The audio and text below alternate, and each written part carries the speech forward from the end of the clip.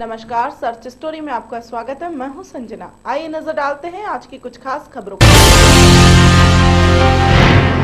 दिल्ली सरकार के odd even फॉर्मूले के सर्वे पर उठे सवाल। नरेला में रेवेन्यू अधिकारी करने निकले सर्वे। दिल्ली सरकार के ऑड इवन फॉर्मूले पर सर्वे पर उठे सवाल। आज नरेला में रेवेन्यू अधिकारी सर्वे करने निकले। आम आदमी पार्टी की सरकार के अधिकारी पब्लिक ओपिनियन लेने निकले तो पब्लिक ओपिनियन पब्लिक के बीच जाकर नहीं बल्कि आम आदमी पार्टी के विधायक के कार्यालय में सर्वे लिया गया और मात्र 50 लोग पहुंचे। पर यह भी सच है कि आम आदमी पार्टी के ऑफिस में कौन लोग सर्वे देने आएंगे यह भी साफ है। वहां सिर्फ आम आदमी के वर्कर्स ही आएंगे। दिल्ली की नंबर 1 नरेला विधानसभा में ये सर्वे शुरू हुआ और सभी को मैसेज किया गया कि नरेला विधानसभा के बख्तावरपुर में ऑड इवन पर पब्लिक ओपिनियन लिया जाएगा। जगह लिखी थी। बख्तावरपुर रोड विधायक शरद चौहान के कार्यालय पहुंचे और यहाँ शरद चौहान के कार्यालय पर अलीपुर नरेला SDM पहुंचे और पब्लिक ने ओपिनियन जाना और मात्र 50 लोग पहुंचे और ऑफिस आम आदमी पार्टी का था तो यहाँ लोग ही इन्हीं की पार्टी के वर्कर थे और इसीलिए सभी ने सभी प्रश्न का हाँ में उत्तर दिया। यदि यही सर्वे इसी गांव के चौक पर होता तो सभी पार्टियों के लोग आते और जवाब सब तरह के होते, पर सर्वे आम आदमी पार्टी अपने अनुसार चाहती थी और इसीलिए ऑफिस में ही उन्होंने सर्वे किया। इस सर्वे में समर्थन के बाद लोगों ने राय अलग अलग दी। कुछ लोगों का कहना था कि बाइक पर भी ऑड इवन लागू हो, VIP गाड़ियां भी इसके दायरे में हो, महिलाओं की छूट का भी विरोध किया जाए। कुल मिलाकर यदि इसी तरह सर्वे आप विधायकों के कार्यालय में ही होंगे तो कैसे प्रासंगिक माने जाएंगे? अरे आज से ही कर दो तो बहुत ही अच्छा है, मगर एग्जाम के दौरान में नहीं सर। बच्चों के एग्जाम जो होंगे ना उसमें तो फिर गड़बड़ा जाएगी, सारी व्यवस्था गड़बड़ा जाएगी। तो शुरू तो ये कर ही देंगे आप, लेकिन उस दौरान में आप बंद कर दीजिएगा। जब शुरू होगी सर, इसको लेकर पब्लिक ट्रांसपोर्ट में भीड़ ज्यादा बढ़ेगी, उसको लेकर सरकार को कुछ चिंता करना पड़ेगा। पब्लिक ट्रांसपोर्ट तो इनसे ही हम दुखी हैं। इनका तो समय का को पाबंदी है नहीं, इनको तो टाइम पर आना चाहिए। रात के टाइम में किसी भी टाइम इनको अलाउड किया जाए, दिन के टाइम में नहीं पब्लिक फिर आदमी कैसे कन्वेंस मिलेगा?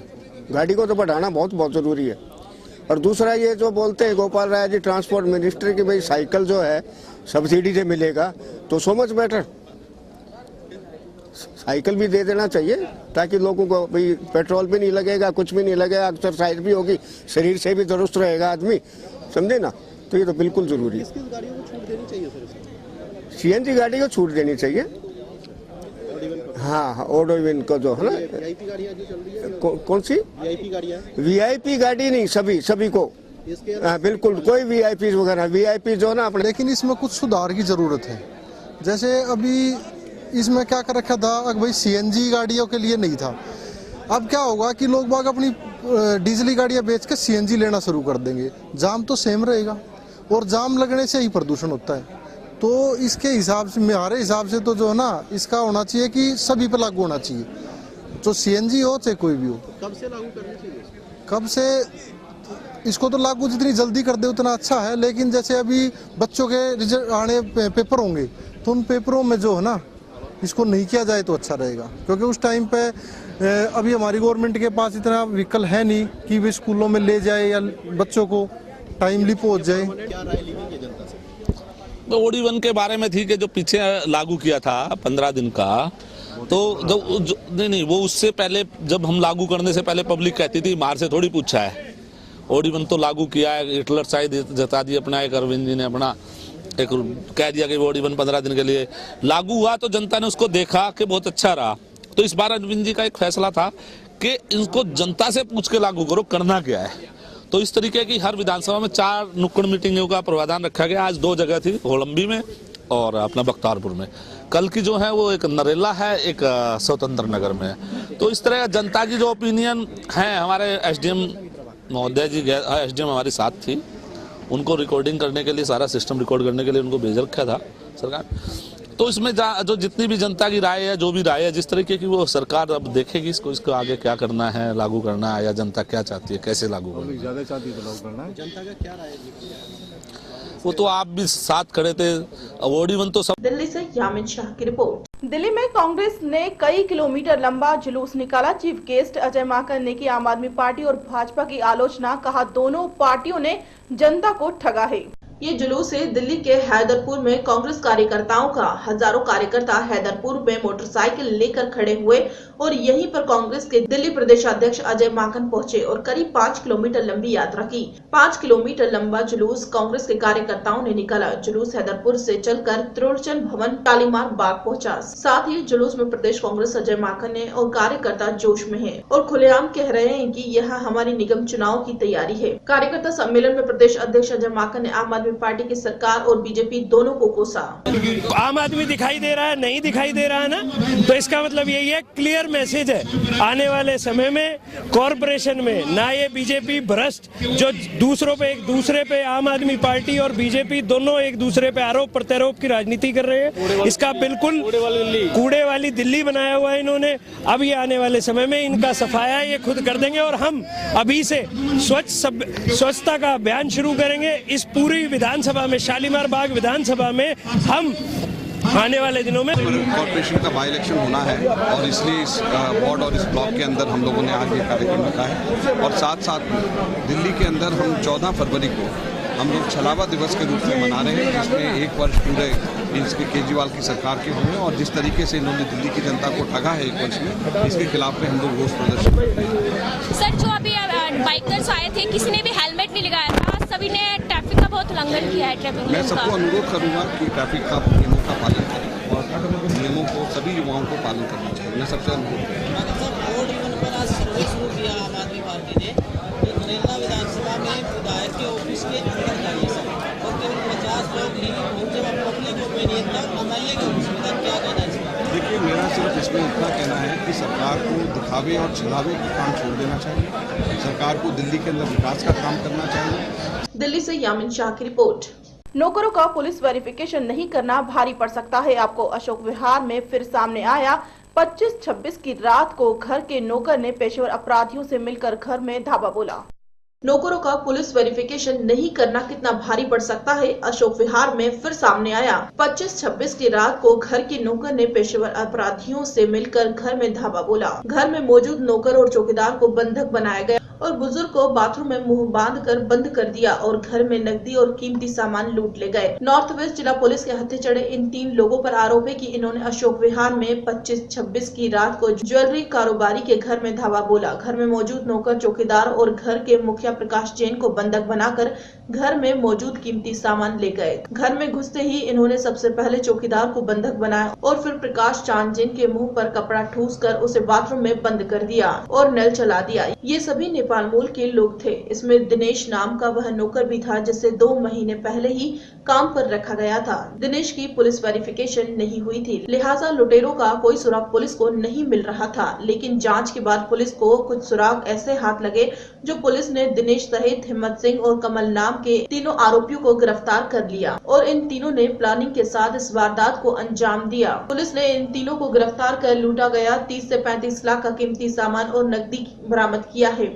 इनमें से 10 कीमती घड़ियां हैं, एक की कीमत 15 लाख रुपए तक की है। इस घटना ने फिर साफ कर दिया कि घरेलू नौकरों की पुलिस वेरिफिकेशन न करना कितना महंगा साबित हो सकता है। इतना अशोक विहार की टीम ने, नॉर्थ वेस्ट डिस्ट्रिक्ट ने एक बहुत अच्छा केस वर्कआउट किया है। अशोक विहार थाने में जो 25 और 26 की रात को श्री प्रकाश चंद जैन, जिनकी उम्र 86 ईयर्स है और ये रहते हैं B2/60 अशोक विहार फेज़ 2 इसमें रहते हैं। तो 25 और 26 की रात को इनका एक सर्वेंट है जो ओरिजिनली नेपाल का रहने वाला है।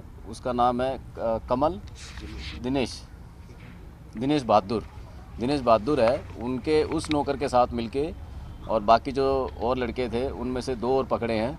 एक का नाम है हिकमत खड़का, ये भी नेपाल का रहने वाला है, और तीसरा है कमल सिंह, ये भी। बाकी जो 2 पकड़े हैं ये भी नेपाली हैं। तो कुल मिला के 3 लड़के पकड़े हैं और तीनों नेपाल ओरिजिन के हैं। इनके नौकर के साथ मिलके बाकी ने कॉन्स्पिरेसी की और इस तरह से ये जो है ना लूटपाट की वारदात को अंजाम दिया। 25 और 26 की रात को प्रकाश चंद जैन साहब अपनी बेटी सविता जैन के साथ घर में सो रहे थे। तो उस टाइम पर जो है रात को लगभग 3 बजे के करीब इन्होंने देखा कि घर में जो है 4 आदमी घुसे और उससे पहले जो इनका जो गार्ड है अशोक कुमार जिसका नाम है, उसके भी हाथ पैर बांधे और जब ये एंटर किए उसके बाद ये प्रकाश चंद जैन साहब जब इन्होंने उठे और रजिस्ट किया तो इनके भी हाथ पैर बांधे और इनकी पिटाई की, और पिटाई करके इनको जो है एक कोने में कॉर्नर किया, और इनको जो है ना फिर ये जो बाकी इनकी कॉस्टली आइटम्स हैं, मोबाइल हैं काफ़ी और रिस्ट वॉचेज़ है, जिसमें से एक 15 लाख की करीब की कॉस्ट की वॉच है, रिस्ट वॉच, और अन्य वॉचेज़ जो कि कॉस्टली वॉचेज़ है, और कैश लगभग 40,000 और सिल्वर ज्वेलरी आइटम्स, ये सब लेके जो है ये चले गए। इस केस की सेंसिटिविटी को ध्यान में रखते हुए टीम बनाई गई और उसमें ये देखा गया कि जो इन मैंने कहा जो लेना मेरे से ले लो, मेरे को मार दो। वो अच्छी तरह मुझके बांध दी, मेरा मुंह बांध दिया, टांगे बांध दिया, हाथ बांध दिया, फिर बांध के मुझे गुस्सा कमरे में फेंक दिया, रजाई में ऊपर से पानी छोड़ दिया गीजर का। मैं 2.5 घंटे के बाद बाहर आया, न्यू लाइफ। मैंने उनको रिक्वेस्ट की मुझे छोड़ दो, जो लेना ले लो। वो बोले कुछ नहीं, मुँह से दबाते गए, मुझके बांधते रहे। मैं 2.5 घंटे बाद आया, फिर लड़की को आवाज़ दी, वो आ गई। फिर हमने 100 नंबर को कॉल किया, वो आ गए। उस समय कौन कौन था घर में? मैं और मेरी लड़की थी, लड़की दूसरे कमरे में थे, मैं इसमें, और 3 नौकर थे ऊपर सो रहे थे, 2 नौकर। तो उनको नहीं पता लगा? उनको भी ला कर गए थे, बाहर से ला कर गए थे। यही लड़का जो हमारे पास था दिनेश, यही इसी ने किया सर। ये कितने दिन पहले रखा था सर आपने? 2 महीने। किसके थ्रू रखा था इसको? कैसे वो साथ वाले बगल वाला है जो भाग गया, उसके थ्रू। सर आपको नहीं लगता कि अगर पुलिस वेरिफिकेशन कराई होती तो इस वारदात से कहीं ना कहीं बचाव हो सकता था? हो जाता जी। ये मैं तो हैरान हूँ, बगैर वेरिफिकेशन इन्होंने पकड़ा कैसे? सही बात नहीं है। बगैर किसी वेरिफिकेशन के आते पते के नौ शनाख्त भी कोई नहीं, तो जितनी भी इनकी तारीफ की जाए कम है। सर तारीफ तो इनकी है, लेकिन और लोगों को तो मैसेज जाता है ना कि वेरिफिकेशन जरूर करानी चाहिए। वो हमारी गलती मानते हैं। हम दिल्ली पुलिस के बहुत थैंक्सफुल हैं, बहुत बहुत धन्यवाद करते हैं कि इनके खास करके डीसीपी शोकविहार, एसीपी शोकविहार प्लस वरिंदर जी SHO और उनकी टीम के बहुत बहुत शुक्रगुजार हैं कि इन्होंने हमारी बड़ी हेल्प की है। इन्होंने दिन रात मेहनत करके ये केस को सॉल्व किया है। Thank you. दिल्ली से यामिन शाह की रिपोर्ट। महोबा के ग्राम बहौरी कला में 3 दिन पूर्व खेत में सो रहे बुजुर्ग की हत्या पर पुलिस ने आज खुलासा कर दिया। हत्या करने वाला कोई और नहीं बल्कि मृतक का सगा भतीजा है। महोबा के ग्राम बहौरी कला में 3 दिन पूर्व खेत पर सो रहे बुजुर्ग की हत्या का पुलिस ने आज खुलासा कर दिया। हत्या करने वाले कोई और नहीं बल्कि मृतक का सगा भतीजा है, जिसने अपने दुश्मनों को फंसाने के लिए ये पूरा षड्यंत्र रचकर अपने 2 साथियों के साथ अपने ही सगे चाचा को मौत के घाट उतार दिया। पुलिस टीम के इस खुलासे पर पुलिस कप्तान ने टीम को 5,000 रुपए देकर पुरस्कृत किया। हथकड़ियों में जकड़े इस शख्स ने रिश्तों का कत्ल अपने दुश्मनों को फंसाने के लिए कर डाला। बहौरी कला में रहने वाले रामपाल के पिता की हत्या लगभग 35 वर्ष पूर्व हो गई थी, जिसका आरोप गांव के ही प्रेम सिंह पर था और इस अपराध के लिए उसे आजीवन सजा भी हो गई थी, जिसे रामपाल सिंह अपने पिता के हत्यारे और उसके परिजनों से बदला लेने की योजना बना रहा था। रामपाल पर खूनी बदले का ऐसा खून सवार था कि उसने अपने ही सगे चाचा का अपने 3 साथियों के साथ मिलकर कत्ल कर डाला और अपने दुश्मनों को इस मामले में आरोपी बनाकर पुलिस को तहरीर दे दी। रामपाल खुद इस मामले में वादी बना और गांव में ही जय हिंद देवी सिंह और देवेंद्र के खिलाफ हत्या का मुकदमा दर्ज किया। पुलिस इस कत्ल और साजिश को सुलझाने की गुत्थी में अपना सर खपा रही थी। पुलिस ने अपनी सूझबूझ से इस घटना का खुलासा और 4 बेकसूर जेल जाने से बच गए। पुलिस ने तीनों आरोपियों के पास से एक 315 बोर का तमंचा और 2 खोखे बरामद कर लिए हैं। पकड़े गए आरोपियों ने पुलिस को पूरी दास्तान बताई, किस तरह अपने दुश्मन को ठिकाने लगाने के लिए उसने अपने ही सगे चाचा को मौत के घाट उतार दिया। इस मामले का पर्दाफाश कर पुलिस अधीक्षक डॉक्टर रामयश सिंह ने प्रेस कॉन्फ्रेंस की। इस दौरान जब आरोपी भतीजे रामपाल से पूछा गया तो उसने अपने ऊपर लगे आरोपों से इनकार कर दिया। क्या मन में था तुम्हारे? मेरा सर जी कोई विचार नहीं था, लेकिन विचार तो अब ठीक है, दुश्मनी का मतलब माहौल है, मेरे को गलत साजिश फंसा गया है। गलत फंसा जा रहा है। तुमने अपने चाचा की, बुजुर्ग चाचा की हत्या कर दी, तुम मतलब किस तरीके से फंसा दिया, किसने फंसा दिया, क्यों आखिर आपने पूरा मामला रचा था? मुझे पूरा जानकारी नहीं, किसी तरह से फंसाया जा रहा है बस। तुम्हारा कहना तुमने हत्या नहीं की? ना, पूरी तरह निर्दोष हूँ। निर्दोष हूँ? अच्छा, फिर क्यों तुम्हें क्यों फंसाया जा रहा है? और भी तो लोग है परिवार में, क्यों फंसाया जा रहा है? क्योंकि मेरे ऊपर सब मतलब पूरी नजर है सबकी। कैसी नजर है? मतलब मेरे पिताजी के पूर्व पहले हत्या भी हो गई थी। अच्छा, तुम्हारे पिताजी की हत्या हुई थी? किसने हत्या हुई थी? प्रेम सिंह, जय हिंद देवी सिंह, साहेब सिंह। तो तुमने उनको फंसाने के लिए अपने चाचा को मार दिया? ना, फिर काहे को ऐसे करेंगे हम? मतलब मारना होता 302 में जा रहे तो मारेगी ना जाते। पुलिस तो यही बता रही है कि तुमने फंसा, तुमने दिया है। अब वो सब साथ है, मानो जैसा। अच्छा, तुम क्या कहते हो? तुम्हारा क्या हुआ? मेरा क्या उद्देश्य सर जी, मेरा जो ऊपर वाला करेगा तो बस वही होगा, बस वही कहा सकता जी। ना मुझे कोई पैसा मिला है ना कुछ हुआ है। घटना में कौन कौन शामिल था? घटना में कुल 3 लोग हैं। अच्छा, मैं रामपाल और लाखन सिंह। लाखन सिंह कौन है ये जी खड़े हैं। अच्छा, रामपाल मृतक का कौन है? रामपाल मृतक का दादा वो भतीजा है, सगा भतीजा है। हाँ जी। अच्छा, मकसद क्या था? मर्डर करने का मकसद क्या था? क्यों मारा? कारण क्या था? क्या करना चाह रहे थे? कारण यही था, 24 थोड़ी नीचे। कारण यही था कि वो अपने दुश्मनों को फांसना चाहता था। अच्छा, हाँ जी। अब हम उस चीज में समझ पाए, हम शिकार हो गए पीछे। कैसे की हत्या तुमने? बस जी फायर मारा। क्या काम करते हो तुम? खेती किसानी करते हैं जी। कहाँ के रहने वाले? बमौरी गला। तो क्या पूरी ये हत्या करके आपने दोस्ती निभाई? ना जी ना दोस्ती ने भाई, अब मेरी ये कुछ नहीं कह सकता। मेरा कट्टा कहाँ से लाए थे तुम तमंचा? ये जी खरेला से। किसके यहाँ से? खरेला से लाई थी, सत्कार के यहाँ से। कितने रुपए का? किसने दिलाया था? किसने दिलाया था? कितने का? 3000 का आया था। किसने दिलाया था? बता दे कि पैसा कितने दिए? लाखन सिंह। कला गांव है जो चरखारी थाना में आता है, और इसमें एक साहब सिंह है। साहब सिंह करीब 60-65 साल की उम्र रही होगी। वो गांव में ही, गांव के किनारे, रोड के किनारे ही उसकी जमीन थी जिसमें वो घर बना के रहते थे। अकेले थे, पत्नी नहीं थी, बच्चे नहीं थे। उसमें उनका एक भतीजा था रामपाल, जो कि इस मुकदमे का वादी है, और उनकी हत्या हुई थी 2/2/16 को रात में 12 बजे। और इसमें जो खुल के आया है, जो पकड़ में आया है, पूछताछ से आया है, जो पकड़े गए हैं, उसमें ये हुआ कि रामपाल जो वादी है, इससे गांव में ही ये मान सिंह, जयहिंद सिंह, देवी सिंह और बल्लू सिंह, इनसे दुश्मनी थी। उनको निपटाने के लिए इसने पैसे के बल पर जो सुरेंद्र है उर्फ बिज्जू है, इसको पटाया। और उसके साथ में एक सज्जन और थे, लाखन सिंह। महोबा से इसराइल कुरैशी की रिपोर्ट। जिले के काजाखुर्द गांव में आज रेल राज्य मंत्री बीजेपी के पूर्व जिलाध्यक्ष स्वर्गीय सुशील राय की प्रतिमा का अनावरण करने पहुंचे थे। इस दौरान जिले के आला बीजेपी नेताओं ने रेल राज्य मंत्री मनोज सिन्हा का स्वागत किया। जिले के काजाखुर्द गांव में आज रेल राज्य मंत्री बीजेपी ने पूर्व जिलाध्यक्ष स्वर्गीय सुशील राय की प्रतिमा का अनावरण करने पहुंचे थे। इस दौरान जिले के आला बीजेपी नेताओं ने रेल राज्य मंत्री मनोज सिन्हा का स्वागत किया।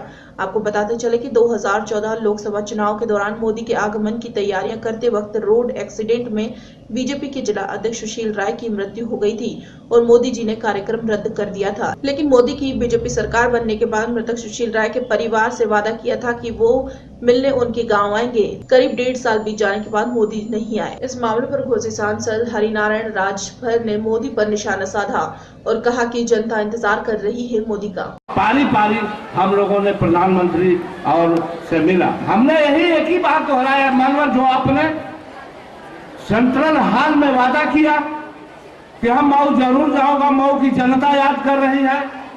आप बनारस जाते हैं।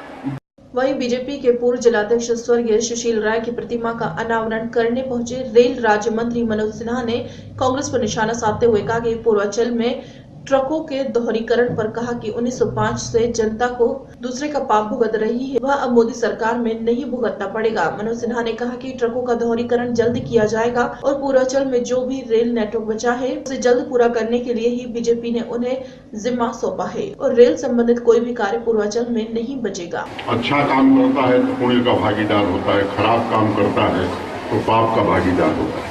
लेकिन राजनीति में और शासन में ये धर्म ग्रंथों की बात नहीं चलती। पाप कोई करता है, भोगना किसी को पड़ता है। तो 1905 से जो पाप मऊ की जनता भोग रही थी और नहीं भोगेगी, ये नरेंद्र मोदी की सरकार करेगी। जो है वो समाप्त हो जाएगी। इंदारा दोहरी घाट का आमान परिवर्तन निश्चित रूप से पूरा कर दिया जाएगा। और यही नहीं, जो पूर्वांचल में रेल नेटवर्क बचा है सबका दोहरीकरण करना ये हमारी जिम्मेदारी है। मैं समझता हूँ कि भारतीय जनता पार्टी ने इसीलिए जिम्मा हमको दिया है, तो ये तो हमारा जिम्मा है। इसको निश्चित रूप से इस बार कुछ बचेगा नहीं। पूर्वांचल में रेल की दृष्टि से कोई काम नहीं बचने वाला। समाजवादी पार्टी के एक नेता ने कहा कि मोदी अफवाह फैलाकर पीएम बने हैं, इस पे आप क्या कहेंगे? जिस पार्टी को प्रदेश में कोई काम नहीं करना है वो फजूल बातें करती है। मऊ से आसिफ रिजवी की रिपोर्ट। मऊ जिले के मोहम्मदाबाद कोतवाली क्षेत्र के 40वां गांव में उस वक्त हंगामा मच गया जब एक क्षेत्र पंचायत के सदस्य को सपा समर्थित ब्लॉक प्रमुख चुनाव पद के उम्मीदवार को वोट दिलाने के लिए अगवा कर लिया गया। मऊ जिले के मोहम्मदाबाद कोतवाली क्षेत्र के 40वां गांव में रात 1 बजे उस वक्त हंगामा हो गया जब एक क्षेत्र के पंचायत के सदस्य मंजू कनौजिया को सपा समर्थित ब्लॉक प्रमुख चुनाव पद के उम्मीदवार मोहम्मद मनान को वोट दिलाने के लिए अगवा कर लिया गया। वहीं अगवा का आरोप कोतवाल राम स्वरूप वर्मा और सपा विधायक बैजनाथ पासवान पर लगा है। इस घटना से इलाके में हंगामा और सनसनी मच गई है। वहीं महिला सदस्य के पति ने आरोप लगाया कि देर रात को कोतवाल अपने सिपाहियों के साथ घर गए और उसकी पत्नी को अगवा कर लिया। वहीं गांव के लोगों का आरोप है कि सपा विधायक बैजनाथ पासवान और मोहम्मदाबाद कोतवाल ने सपा समर्थित प्रत्याशी मोहम्मद मानन ने क्षेत्र पंचायत सदस्य का अपहरण करवा लिया। वहीं इस मामले को लेकर सैकड़ों की संख्या में ग्रामीण थाने पहुंचकर शिकायत कर रहे हैं। मामले की जानकारी होने पर मीडिया भी मौके पर पहुंची तो सारा मामले पर प्रकाश आया। वहीं इस मामले में जब कोतवाल से मीडिया ने पूछा तो उसका कहना था कि आरोप गलत है और इस मामले की छानबीन की जा रही है। मामला है पूरा प्रकट है। हमारे बीडीसी को सत्ता पक्ष के लोग उठा लाए हैं। सरकारी गाड़ी गई थी, एक पुलिस की गाड़ी थी और एक विधायक जी की गाड़ी थी। ये लोग गए, जबरदस्ती उठाकर औरत को लेकर चले आए 1 बजे रात को। कौन विधायक थे और किस? बैजनाथ विधायक थे, मतदान प्रत्याशी है ब्लॉक प्रमुख के और सपा समर्पित और शिववचन यादव, जयेंद्र यादव। पुलिस में कौन लोग थे? पुलिस में तो हमको नाम किसी का पता नहीं है, लेकिन सरकारी गाड़ी थी, 2-3 पुलिस वाले भी थे। किसको उठा के ले आए? कौन है वो सदस्य? वो क्या नाम है उसका? मंजू कलौजिया को। अच्छा, किस वार्ड से हैं वो? वार्ड संख्या 40वां से है। 40वां है गाँव। कौन सा गाँव? 40वां गाँव है। बीडीसी में। हाँ, बड़ा ठीक है। तो क्या आप लोगों का क्या आरोप है? जबरदस्ती से सत्ता के लोग उठा लाए हैं और उसका पता नहीं चल रहा है। उसके घर पे रोन पीटन पड़ा है। कोई उसके हस्बैंड की तबीयत क्या अपहरण हुआ है? अपहरण हुआ है, सीधे सीधे अपहरण हुआ। अपहरण का आरोप किस पे लगा रहे हैं आप लोग? अरे भाई, जितने लोग गए थे सारे लोगों पे, मन्नान पे, शिववचन पे और पुलिस विभाग पे, वर्तमान विधायक जो है बैजनाथ विधायक जयेंद्र यादव थी वहाँ पे और अपहरण करके ले आई।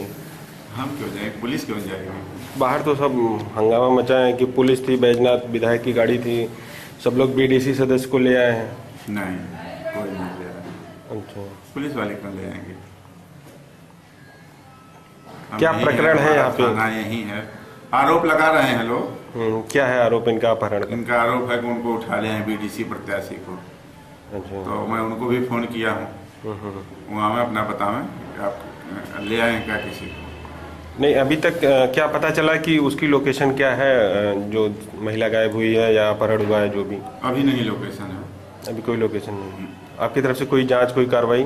कर रहा हूँ, वही कर रहा हूँ, लोगों से बात कर रहा हूँ, पुलिस का उनसे बात कर रहा हूँ। ऐसा कुछ हुआ है क्या? मतलब अभी आपकी जानकारी में क्लियर नहीं हो पाया है क्या कुछ कि हुआ है कि नहीं हुआ है? मऊ से आसिफ रिजवी की रिपोर्ट।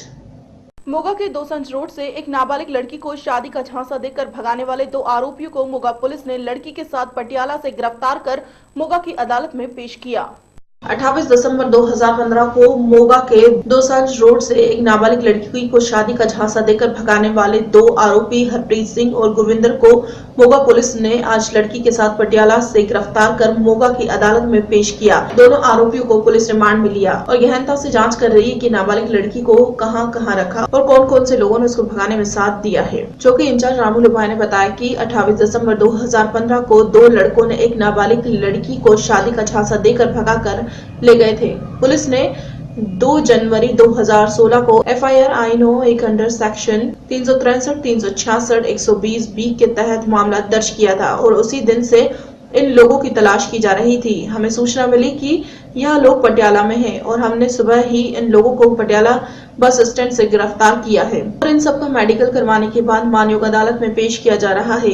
यह लोग अमृतसर, मुक्तसर, मलोट आदि कई शहरों में रहने के बाद पटियाला से गिरफ्तार किए गए। यह लड़की को शादी का झांसा देकर भगा ले गए थे। हरप्रीत कौर सी जिहदी उम्र 16.5 साल है, उन्होंने पटियाले तो रिकवर करके लिया।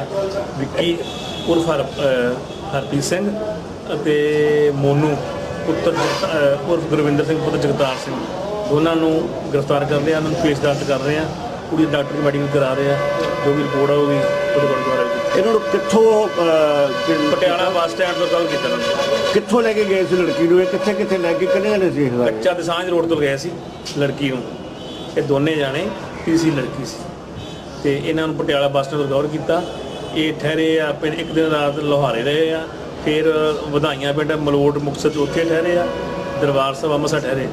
ਤੇ ਅੱਜ ਇਹਨਾਂ ਨੂੰ ਪਟਿਆਲਾ ਬੱਸ ਸਟੈਂਡ ਤੋਂ ਸਵੇਰ 4 ਵਜੇ ਪਕੜਿਆ ਗਿਆ। ਕੁਛ ਮੁੱਢਲੀ ਜਾਂਚ ਆਇਆ ਜੀ ਵੀ ਲੜਕੀ ਨੂੰ ਕਿਉਂ ਲੈ ਕੇ ਗਏ ਸੀ, ਕੀ ਕਰ ਰਿਹਾ? ਲੜਕੀ ਨੂੰ ਵਿਆਹ ਦਾ ਝਾਂਸਾ ਦੇ ਕੇ ਗਿਆ ਸੀ। ਲੜਕੀ ਨਾਬਾਲਗ। ਹੁਣ ਕੀ ਕਾਰਵਾਈ ਕੀਤੀ ਜਾ ਰਹੀ ਹੈ ਜੀ? ਉਹਨਾਂ ਨੂੰ ਪੇਸ਼ ਅਦਾਲਤ ਕਰ ਰਹੇ ਆ। ਲੜਕੀ ਦਾ ਮੈਡੀਕਲ कराया गया, लड़के का मेडिकल कराया गया, पेश अदालत कर रहे हैं। मोगा से विपिन ओकारा की रिपोर्ट। पंजाब के जिला फरीदकोट में एक दर्दनाक हादसा नेशनल हाईवे 15 पर हुआ। तेज रफ्तार एक गाड़ी बेकाबू झुग्गियों में सो रहे लोगों पर चढ़ी। इस हादसे में एक ही परिवार के 3 लोगों की मौके पर ही मौत हो गई। पंजाब के जिला फरीदकोट में एक दर्दनाक हादसा आज सुबह करीब 3 बजे के आसपास नेशनल हाईवे 15 पर तेज रफ्तार में एक सब्जी से भरी गाड़ी बेकाबू हो गई, जिससे झुग्गियों में सो रहे लोगों पर जा चढ़ी। इस हादसे में एक ही परिवार के 3 लोगों की मौके पर ही मौत हो गई, जिसमें से एक औरत और 2 बच्चे थे। और इस हादसे में एक मजदूर और एक औरत के साथ 2 बच्चे और गाड़ी का ड्राइवर भी जख्मी है, जिनका इलाज फरीदकोट के गुरु गोविंद सिंह अस्पताल में चल रहा है। इस हादसे के कारण पुलिस के मुताबिक ड्राइवर को नींद आने का कारण बताया जा रहा है और गाड़ी की तेज रफ्तार और ओवरलोड होने के कारण नहीं संभल पाई और बिजली के खंभे को तोड़ती हुई झुग्गियों में जा घुसी। हादसा हुआ है कि मैं 12 बजे के बाद मैंने सोया, आधे घंटे के बाद में हादसा हुआ। तो आधे घंटे के बाद हल्सा हुआ तो गाड़ी निकला। उसके बाद मैं देखा तो कोई बिछावन पे झुग्गी के अंदर कोई नहीं था, झुग्गी तो सारा पट्टा गया। उसके बाद देखे तो थल्ले सारा पड़ा था, सारे के एक एक करके काट के फिर गाड़ी भालने लगी। किसी नंबर पे गाड़ी नहीं मिलता। इसका 2 घंटे के बाद गाड़ी मिला मेरे को। 2:30 बजे गाड़ी मिला। 2:30 बजे के बाद यहाँ आए तो एक हल्सा यहाँ पे हो गया, 2 तो थे खत्म हो गया, एक लड़की एक बुढ़िया। कुल कितने लोग पूरे हुए? कुल 7 आदमी है। एक्सपायर कितने हुए से? उसमें से 4 तो सही है, अभी 3 खत्म हो गए। अच्छा, अभी पुलिस क्या कार्रवाई कर रही है? पुलिस कार्रवाई यही कर रहा है, वो कह रहा है कि अभी पर्चा कटाओ, उसके बाद जो करना है अपना पोस्टमार्टम कराओ, उसके बाद फिर आपा भी कार्रवाई करेंगे। आप क्या चाहते हो, क्या होना चाहिए? आपा तो सोच रहे हैं कि आपा जो उसका अगले का जिंदगी चला गया, उसको कुछ जो आगे बच्चे कोई है नहीं कमाने वाला, उसको तो कुछ मिलना चाहिए। तो ये सर पहले वहाँ पर कांच में मारा, दीवार पोल में मारने के बाद वहाँ से हम लोग उठ गए। फिर गड्डी को फोन लगाया, इमरजेंसी गड्डी को फोन नहीं चक्का। फिर सिपाही आया, वो भी बुलायत नहीं आया। फिर 2 आदमी फिर मर गया। मरने के बाद फिर 2 घंटे के बाद लाश ले गया उठा के। 1:40 मिनट में एक्सीडेंट हुआ। कितनी देर बाद आई पुलिस आया 2 घंटे के बाद। 2 घंटे के बाद आया। फिर वो भी हम लोग के दबका देने लगा कि क्यों तू ड्राइवर के फोन रहा, क्यों गड्डी फोन लगा रहा। फोन लगाते बाबूजी हम थक गए, गरीब आदमी, हम लोग जो आग जला। कितना नुकसान हुआ इसमें? इसमें 3 आदमी मर गया, सारे के एक्सीडेंट, सारे चोट घाट, सारे पैर टूट गया है, किसी की सीट फूट गया है, सारे भर्ती करा फरीदकोट। ਇਹ ਰਾਤ ਕੋਈ 1:15 ਵਜੇ ਦੇ ਕਰੀਬ ਫਿਰੋਜ਼ਪੁਰ ਤੋਂ ਮਟਰਾਂ ਦੀ ਭਰੀ ਹੋਈ ਜਿਹੜੀ ਪਿਕਅਪ ਟਾਈਪ ਗੱਡੀ ਹੁੰਦੀ ਹੈ, ਇਹ ਜਦੋਂ ਬਾਜਾ ਰੋਡ ਤੇ ਜਾ ਰਹੀ ਸੀ ਤਿੰਨਖੋਣੀ ਤੋਂ ਅੱਗੇ, ਤਾਂ ਡਰਾਈਵਰ ਦੀ ਜਾਂ ਤਾਂ ਅੱਖ ਲੱਗ ਗਈ ਜਾਂ ਕੋਈ ਉਹਨੂੰ ਮਿਰਗੀ ਵਗੈਰਾ ਦਾ ਕੁਝ ਦੱਸ ਰਹੇ ਆ ਕਿ ਕੁਝ ਨੂੰ ਉਹ ਜਿਹੜੀ ਗੱਡੀ ਹੈਗੀ ਆ ਰੋਡ ਤੋਂ ਨੀਚੇ ਉਤਰ ਗਈ। ਬਿਜਲੀ ਬੋਰਡ ਦੇ ਖੰਭੇ ਨੂੰ ਪੁੱਟਦੀ ਹੋਈ ਅੱਗੇ ਗਾਂ ਮਜ਼ਦੂਰਾਂ ਦੀ ਉੱਥੇ ਝੁੰਗੀਆਂ ਬਣੀਆਂ ਹੋਈਆਂ, ਉਹ ਝੁੰਗੀ ਤੇ ਚੜ ਗਈ, ਜਿਹਦੇ ਵਿੱਚ ਬੜੀ ਇੱਕ ਰੇਖਾ ਔਰਤ ਵਿਚਾਰੀ ਮਜ਼ਦੂਰ ਸੀ, ਇੱਕ ਉਹਦੀ ਬੇਟੀ ਹੈ ਬਹਿਰੂਨਾ, ਇੱਕ 7 ਸਾਲਾਂ ਦਾ ਬੱਚਾ ਬਦਾਨਾ, ਉਹ ਵੀ ਲੜਕੀ ਹੈਗੀ ਆ। ਉਹ ਤਿੰਨਾਂ ਦੀ ਜਿਹੜੀ ਡੈਥ ਹੋ ਗਈ ਹੈ। ਸਾਡੇ ਜਿਹੜਾ ਇੱਥੇ ਐਸਏ ਜਗਦੀਸ਼ ਸਿੰਘ ਆ ਉਹ ਤੁਰੰਤ ਮੌਕੇ ਤੇ ਗਿਆ ਤੇ ਜਾ ਕੇ ਉਹਨੇ ਜ਼ਖਮੀਆਂ ਨੂੰ ਜਿਹੜਾ ਹਸਪੀਟਲ ਦਾਖਲ ਕਰਾਇਆ ਤੇ ਡੈੱਡ ਬੋਡੀ ਨੂੰ ਵੀ ਇੱਕ ਦੀ ਤਾਂ ਮੌਕੇ ਤੇ ਮੌਤ ਹੋ ਗਈ ਸੀ ਰੇਖਾ ਦੀ, ਦੂਜਿਆਂ ਦੀ ਜਾ ਕੇ ਸਿਵਲ ਹਸਪੀਟਲ ਕੋਟਪੂਰਾ ਜਿਹੜੀ ਹੈਗੀ ਇੱਥੇ ਹੋਈ ਹੈ।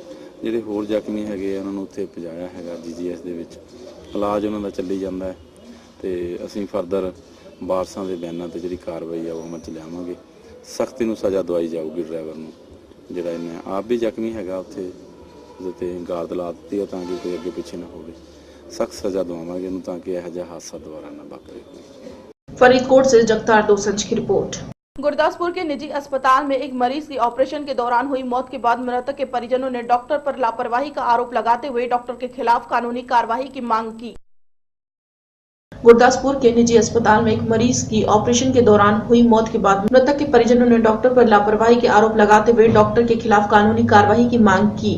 वहीं सरकारी अस्पताल के अधिकारियों की तरफ से मामले की जांच के लिए कमेटी का गठन किया। गुरदासपुर के रहने वाले हरमेश चंद ने, जो 2 दिन पहले एक सड़क हादसे में गंभीर जख्मी हो गया था और उसके परिवार वालों ने उसे गुरदासपुर में निजी अस्पताल में दाखिल करवाया था।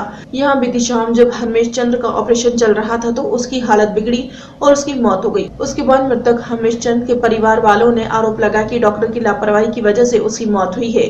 वहीं मृतक हरमेश के परिवार वालों ने मांग की है कि इलाज में लापरवाही करने वाले डॉक्टर के खिलाफ कानूनी कार्रवाई हो। करीब इतने सरकारी हस्पताल लैके आए थे तो डॉक्टर साहब अंदर से अपना मनजीत सिंह बोबर जी इन्होंने स्कैन वगैरह की कहते कि मेरा बैक साइड से हस्पताल है, सरकारी जॉब करते हैं, मेरा बैक साइड से हस्पताल है, तुम मेरे हस्पताल आ जाओ नॉर्मल ने। इतने लिया के कल सारिया रिपोर्टां कीतियां, दिमाग दी कीतियां, पैर अपना लत्त दी, बांह दी, मोढे दी, कहते बिल्कुल ठीक है। अज गया 10 बजे का इन्होंने सानू टाइम दिता, 30,000 रुपया साढ़े को जमा कराया है। 10 बजे का टाइम दिता कि मेरी बांह दी जी प्लेटां ये पैन गया। 10 बजे 11 बजे इन्होंने अंदर खाया, बाद में सूँ कुछ नहीं पता लग रहा। 3 बजे के करीब कह लगे कि इन्होंने कंच ब्लीडिंग होती रही है तो इन्हों की डैथ हो गई है। इन्होंने सख्त कार्रवाई करनी चाहिए कि सरकारी जॉब करते रहे तो क्यों इन्होंने पिछले हस्पताल पाया। गलती की मानते हो? इन्होंने डॉक्टर साहब मनजीत बब्बर जी, मनजीत बाबा जी, हाँ जी बब्बर, मनजिंदर बब्बर जी, इन्हों का नाम है। सरकारी जॉब करते हैं तो इतने इन्होंने हस्पताल खोलिया। इन्हों की गलती मानते थे? इन्हों की गलती मानते। कल ही कह रहे नॉर्मल, दिमाग दी रिपोर्टां भी नॉर्मल आई, हूँ डैथ कितना हो गई है, बांह का ऑपरेट करनगे, डैथ कितना हो गई कंच ब्लीडिंग कितना हो गई। कल तो इन्हों को पेशेंट बंदे ਅਸੀਂ ਇੱਥੇ ਤੁਹਾਡੇ ਕੋਲੋਂ ਆਪਰੇਸ਼ਨ ਕਰਾਉਣਾ, ਤੁਹਾਡੇ ਕੋਲ ਫੈਸਿਲਿਟੀ ਹੈਗੀ ਹੈ ਕਿ ਹਾਂ ਜੀ ਹੈਗੀ ਹੈ ਫੈਸਿਲਿਟੀ? ਕਿਹੜੇ ਤਰ੍ਹਾਂ ਸੀ ਡਾਕਟਰ ਦਾ ਟ੍ਰੀਟਮੈਂਟ ਜਿਹੜਾ ਸੀਗਾ ਉਹ ਅਸੀਂ ਆਰਥੋਪੈਡਿਕ ਸਰਜਨ ਕੋਲ ਸੱਦਿਆ ਸੀਗਾ।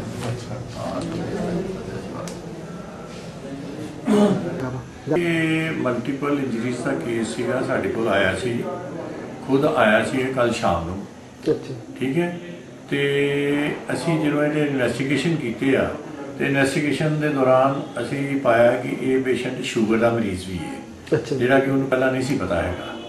ਠੀਕ ਹੈ, ਉਸ ਤੋਂ ਬਾਅਦ ਪੇਸ਼ੈਂਟ ਸਟੇਬਲ ਸੀ, ਬੜਾ ਫਸਟ ਕਲਾਸ ਸਟੇਬਲ ਸੀਗਾ ਤੇ ਸਵੇਰੇ ਇਹਦਾ ਆਪਰੇਸ਼ਨ ਕਰਵਾਉਣਾ ਸੀਗਾ, ਕਰਵਾਉਣਾ ਅੱਜ ਦੁਪਹਿਰ ਦੇ ਟਾਈਮ ਤੇ।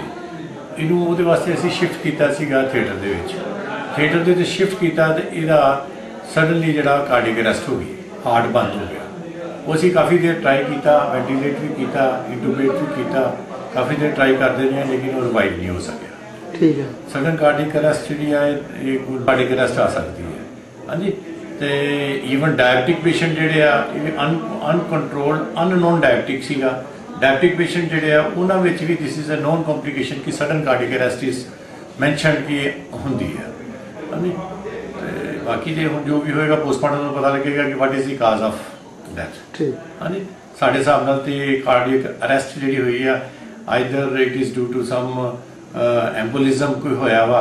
ਹਾਂਜੀ, ਤੇ ਜਾਂ ਫਿਰ sudden cardiac arrest diabetic patient ਵਿੱਚ ਹੋ ਜਾਂਦੀ ਹੈ। ਇਹਦੇ ਵਿੱਚ ਡਾਕਟਰਸ ਦਾ ਕੋਈ ਫਾਲਟ ਨਹੀਂ ਹੈਗਾ। ਜਿਹੜਾ ਇੱਕ ਰੋਡ ਸਾਈਡ ਐਕਸੀਡੈਂਟ ਦਾ ਉਹਨਾਂ ਦੇ ਅਕੋਰਡਿੰਗਲੀ ਆਇਆ ਪੇਸ਼ੈਂਟ ਤੇ ਪ੍ਰਾਈਵੇਟ ਹਸਪੀਟਲ 'ਚ ਉਹਦੀ ਡੈਥ ਹੋਈ ਹੈ ਤੇ ਉਹਦੇ ਬਾਰੇ ਕਹਿੰਦੇ ਬੋਰਡ ਆਫ ਡਾਕਟਰਸ ਤੋਂ ਪੋਸਟਮਾਰਟਮ ਕਰਵਾਉਣ ਦੀ ਸਾਨੂੰ ਗੁਜ਼ਾਰਿਸ਼ ਆਈ ਸੀ ਤੇ ਉਹ ਬੋਰਡ ਆਫ ਡਾਕਟਰਸ ਉਹਨਾਂ ਦਾ ਪੋਸਟਮਾਰਟਮ ਕਰ ਰਿਹਾ, ਨਾਲ ਵੀਡੀਓਗ੍ਰਾਫੀ ਦੀ ਵੀ ਡਿਮਾਂਡ ਸੀ ਤੇ ਉਹ ਜਿਹੜਾ ਸਾਰਾ ਕੁਝ ਹੋ ਰਿਹਾ। ਪਰਿਵਾਰਾਂ ਨੂੰ ਬੁਲਾਇਆ ਕਿ ਸਰਕਾਰੀ ਡਾਕਟਰ ਆਪਣੇ ਹਸਪਤਾਲ 'ਚ ਲੈ ਕੇ ਆਪਰੇਟ ਕਰ ਰਿਹਾ ਸੀ ਔਰ ਜਿਹੜਾ ਡਾਕਟਰ ਟੀਕਾ ਲਾਉਣ ਗਿਆ ਉਹ ਵੀ ਸਰਕਾਰੀ ਸੀ। ਸਰਕਾਰੀ ਹਸਪਤਾਲ 'ਚ ਕੁਝ ਨਹੀਂ ਹੋਇਆ ਹੈਗਾ, ਬਾਕੀ ਜਾਣਕਾਰੀ ਇੱਥੇ ਕੋਈ ਇਸ ਤਰ੍ਹਾਂ ਦੀ ਐਂਟਰੀ ਹਸਪੀਟਲ 'ਚ ਨਹੀਂ ਹੈਗੀ। ਪੇਸ਼ੈਂਟ ਜਿਹੜਾ ਪ੍ਰਾਈਵੇਟ ਹਸਪੀਟਲ 'ਚ ਹੋਇਆ ਨਾ ਤੇ ਜਾਂਚ ਦੇ ਦੌਰਾਨ ਫਿਰ ਸਾਰਾ ਕੁਝ ਪਤਾ ਲੱਗੇਗਾ कि कौन कौन ਉੱਥੇ ਸੀਗੇ ਤੇ ਕੀ ਕਰ ਰਹੇ ਸੀ। गुरदासपुर से नरेश शर्मा की रिपोर्ट। खबरों में फिलहाल इतना है, मुझे दीजिए इजाजत, नमस्कार।